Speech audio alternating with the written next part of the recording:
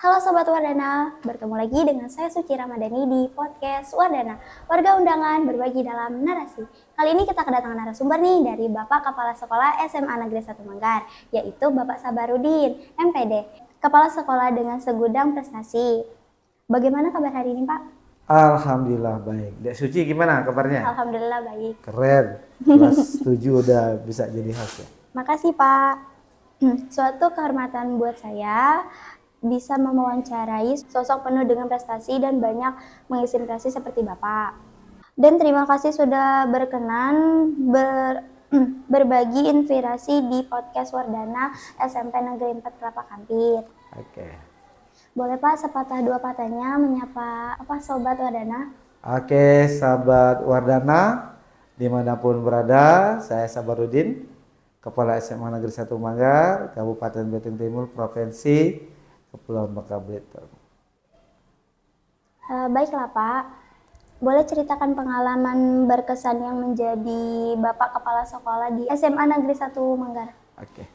Ini pertanyaan yang bagus sekali dari Dek Suci ya. Saya jadi kepala sekolah itu diawali di SMA Negeri 1 Simpang Pesat 2011. Kemudian 2012 saya jadi kepala sekolah SMA Negeri 1 Gantung 2012 sampai 2019. Dan dari 2019 sampai sekarang jadi kepala SMA Negeri 1 Manggar.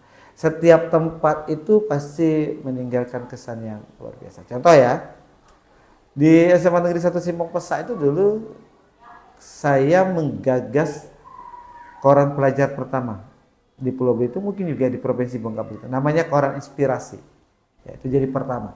Jadi ketika media sosial waktu itu booming, kami memanfaatkan momen menggunakan media sosial itu menjelaskan segala informasi tentang SMA 1 Simpang Pesat. Kemudian di SMA Gantung saya punya kenangan yang indah. Waktu itu saya berkesempatan mendapatkan juara 2 kepala sekolah berprestasi tingkat nasional dan diberi kesempatan belajar waktu itu dari Kementerian Pendidikan dan Kebudayaan ke Korea Selatan tahun 2016. Ya. Masih di SMA Negeri 1 Gantung juga saya menjuarai lomba karya tulis kepala sekolah ya, dan saya diberi kesempatan belajar juga hadiahnya di Australia tahun 2019 ya. Wow. Kemudian di SMA Manggar di tahun 2022 saya berkesempatan menjadi kepala sekolah inspiratif tingkat nasional bersama kepala sekolah hebat lainnya di seluruh Indonesia. Itu jadi pengalaman yang sangat berkesan bagi Bapak. Jadi di setiap tempat yang Bapak pimpin, Bapak bisa melahirkan suatu kenangan yang indah, mencetak beragam prestasi untuk kebanggaan bukan hanya Kabupaten Belitung Timur, tapi juga untuk Provinsi Kepulauan Bangka Belitung. Oh gitu ya Pak. Sebagai Ketua Pokjaling Belitung, apa saja program yang berkembang meningkatkan berbakti baik Listen di Belitung? Oke, ini Pokjaling ini dibentuk tahun 2022 ya. 2022 ini diinisiasi oleh Dinas Pendidikan Kabupaten Belitung Timur sebagai wadah bagaimana mempercepat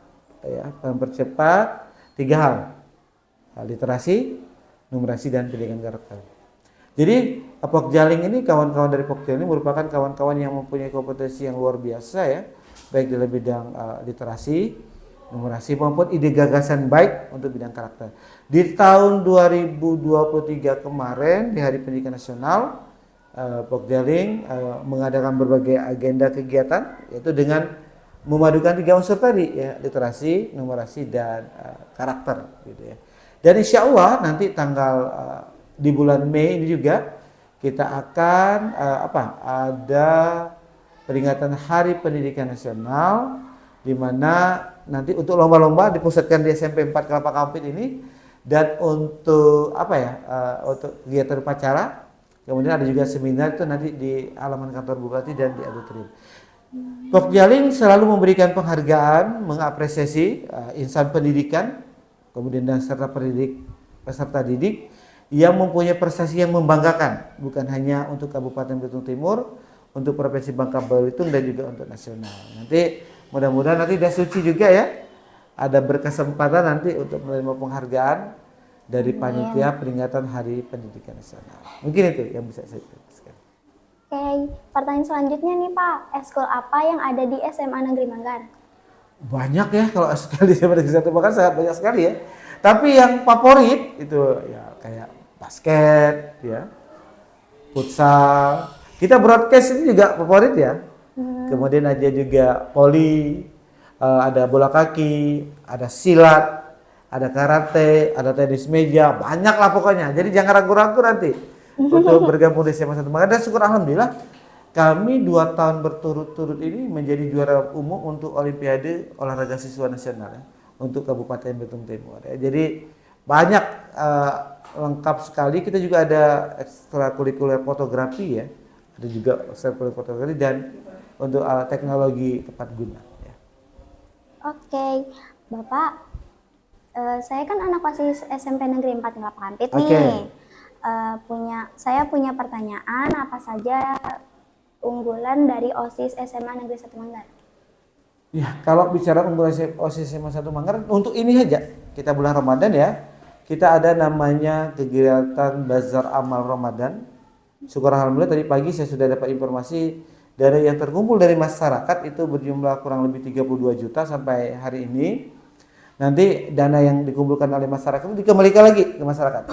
Jadi kita mengumpulkan dana masyarakat, kita kembali lagi. Nanti bazarnya itu tanggal 2 sampai 3 April. Itu salah satu program unggulan. Kemudian yang kedua, SMA 1 Manggar juga OSIS-nya punya program unggulan untuk goes to universitas. Jadi kita sudah universitas ke Jakarta, kemudian ke Bogor, ke Bandung, kemudian kita juga sudah ke Yogyakarta, kita juga sudah ke Bali, kita juga sudah ke Malang ya.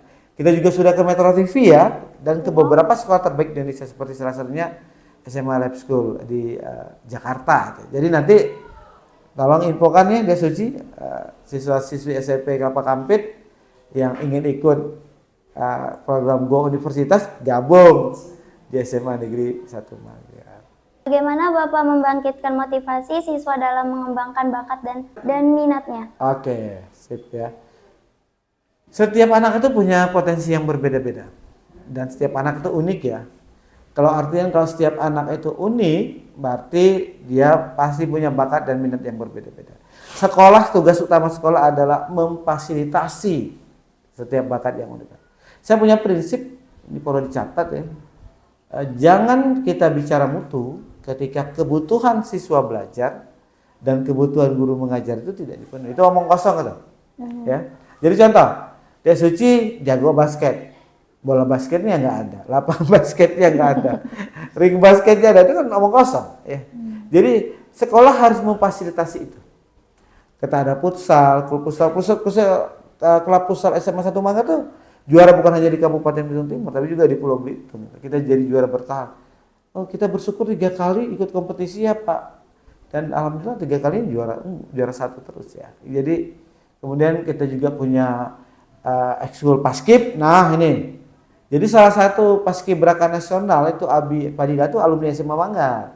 Dan SMA 1 Manggar selalu penyumbang terbanyak paskib kabupaten dan paskib provinsi. Jadi sekali lagi Bapak katakan kita juga punya banyak kegiatan yang jelas seperti ini ya, podcast ini ya. Kami memfasilitasi sekolah menyediakan kamera, seremoni, segala macam, tempat, ruangannya ber-AC ya, background ruangan yang baik. Itu sekolah memfasilitasi, termasuk kostumnya kita beli. Supaya apa?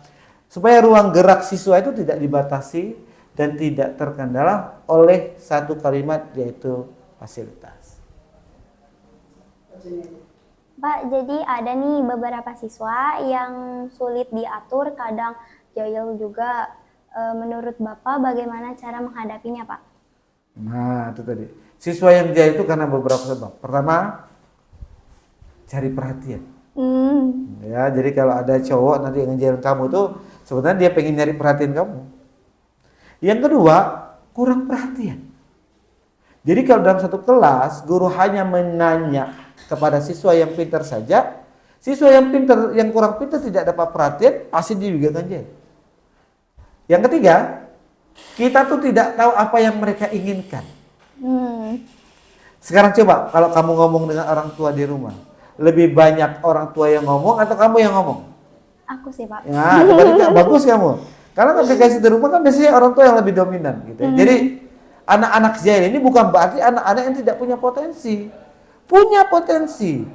Tapi potensinya tertidur. Tugas sekolah adalah bagaimana membangunkan potensi yang tertidur itu menjadi potensi yang luar biasa. Jadi jangan kita underestimate dengan anak-anak yang nakal. Anak-anak nakal tuh banyak potensinya, cuman kita nggak tahu saja. Dan kita tidak mau susah dengan cara kita tidak mau menggali dan cari tahu apa permasalahan di siswa itu. Sebentar lagi kakak-kakak kelas 9 itu lulus di SMP ini kan, Pak. Nah, untuk yang ingin melanjutkan ke SMA Negeri 1 Manggar, bagaimana caranya dan lalu apa persyaratannya? Nah, kalau anak-anak SMP yang ada di Kelapa Kampit ingin masuk ke SMA 1 Manggar, gampang tuh, jalur cepat tuh, jalur prestasi. Karena hanya dimungkinkan jalur prestasi. Kalau untuk zonasi itu harus di Kecamatan Manggar. Banyak nih anak dari SMP Kelapa Kampit yang lanjutkan ke SMA 1 Manggar. Salah satunya nih yang baru terakhir nih, Muhammad Fatir. Muhammad Fatir itu siswa dari SMP 2 Kelapa Kampit kemarin lanjut ke SMA 1 Manggar dengan jalur prestasi seni. Alhamdulillah kemarin mengharumkan nama SMA 1 Manggar dan Provinsi Bangka Belitung. Juara Festival Lomba Seni Siswa Nasional Vokal Solo. Dan yang lebih membanggakan lagi, Fatir itu diterima di perguruan tinggi. Langsung lewat jalur prestasi, yaitu di Universitas Negeri Yogyakarta, jurusan pendidikan seni, jurusan guru pendidikan seni. Jadi jangan ragu-ragu ya, bersaing, silakan masuk ke SMA Manggar, tapi jalurnya jalur prestasi, karena itu jalur yang sangat dimungkinkan. Baik Pak, pertanyaan terakhir ya Pak. Boleh kasih kesan dan pesan untuk kesan Bapak untuk SMP Negeri 4 Kelapa Kampit? Saya harus jujur, SMP ini kan baru dinegerikan. Tapi yang baru itu tidak bisa kita pandang tidak baik. Tidak bisa berbuat apa-apa. Justru saya lihat SMP Negeri 4 Kelapa Kampit di bawah pimpinan Pak Ruwa Subekti ini terus bergerak dan berinovasi. Ya. Saya salut deh ya, kalian berani untuk buat podcast ya dengan segala keterbatasan. Karena yang paling penting, kunci orang berhasil itu berani. Tidak ada orang yang berhasil itu tidak berani. Tidak ada orang yang berhasil itu tidak ragu-ragu. Yang kedua itu ada apa? Komitmen. Punya ide, punya gagasan, tapi tidak didukung oleh stakeholder, tidak didukung oleh guru, tidak didukung oleh orang tua, tidak didukung oleh siswa, nggak mungkin berhasil. Ya. Saya lebih salut lagi, ya, sekolah ini berani mengadakan kegiatan-kegiatan yang lebih. Hari ini juga saya kebetulan hadir, diundang di festival Ramadan. Ternyata sudah kedua, ya. Sekolah-sekolah di sekitar, SDA di sekitar pasti akan tertarik masuk ke sekolah ini. Siap-siap saja nanti kalian akan mendapat limpahan peserta didik yang banyak. Kenapa? Orang tua sekarang itu ingin melihat rekam jejak suatu sekolah itu dari apa? Dari apa yang dia program, dari apa yang dia laksanakan, dan dari apa?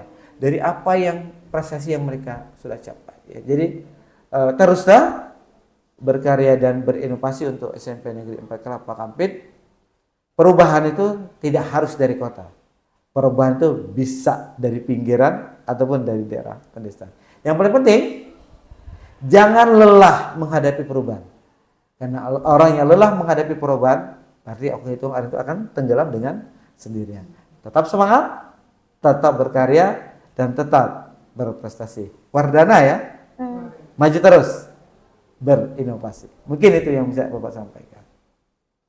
Baiklah Sobat Wardana, banyak ilmu dan motivasi yang kita dapatkan dari Bapak Kepala Sekolah SMA Negeri 1 Manggar. Sekian podcast Wardana kali ini, saya Suci Rahmadani undur diri, sampai jumpa di video selanjutnya. Oke, jangan lupa tonton tayangan YouTube-nya. Bye-bye. Bye-bye.